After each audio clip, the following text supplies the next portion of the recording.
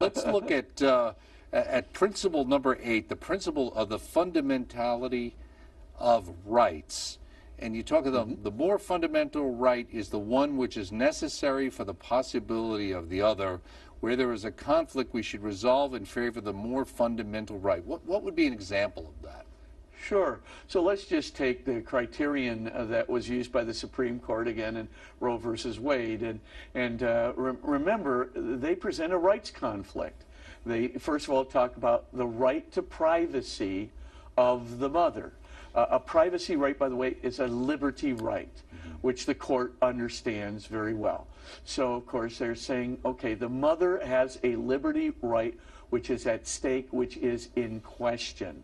However, when Suarez and when Locke and Jefferson, when the UN Charter, of human rights, when all of these things came into being, there was always an understanding that a rights conflict should always be resolved not by the whim of the justices, but instead by an objective criterion that could resolve that rights conflict. So we have the rights, the liberty right of the mother versus the right to life of the preborn human being. Now, that's a genuine rights conflict. The court points it out in Roe versus Wade. But rules in favor of the liberty rights of the mother because of their own subjective assertion. This is wrong. Montesquieu will tell you this is wrong. Locke will tell you this is wrong. Grotius will tell you. Suarez will tell you it's wrong. Why? Because it violates an objective fundamentality or hierarchy of rights. And what is, how do we discern an objective criterion? An objective criterion is one that is necessary. Okay, so if we can apply the necessity criterion to it, it's going to be objective. Watch this. It is, right, if, for example, the right to life is, and here's the word, necessary for the very possibility of the right to liberty, then the right to life must be more fundamental. It must be a higher right than the right to liberty. You must always rule in favor of the objectively higher right. And the necessity criterion reveals it.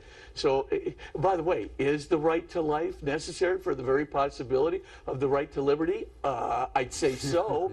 After all, if you're dead, your liberty rights are a moot question. So, of course, the point is clear. Of course, it's the same thing. The Supreme Court in the Dred Scott decision did the very same thing. They point out the privacy, the property rights of white people, right, are at stake, right, if you're going to tell them to give up their slaves. Right. But it's over against the liberty rights of a black person. So, of course, again, the court rules in favor of its subjective assessment rather than ruling according to the objective criterion of necessity. Let's test it out. Does are liberty rights objectively higher than property rights? Well, if liberty rights are necessary for the very possibility of property rights, then liberty rights must be higher than property rights. And just think of it this way. Hey, you can own all the property you want, Doug, but I get to own you because you're my slave. Well, de facto, all right, I own all your property along with you. Right. So, of course, liberty rights are necessary for the very possibility of property rights. And of course you have to rule in favor of the higher right and not according to what your subjective whim might be as a justice. And this is precisely what is called into question by Dred Scott. It's precisely what's called into question by Roe v. Wade. And it's just plain, objectively, necessarily wrong. And that's why it's got to be reversed. We're doing things which are terribly unjust. And we're doing it supposedly with legal sanction.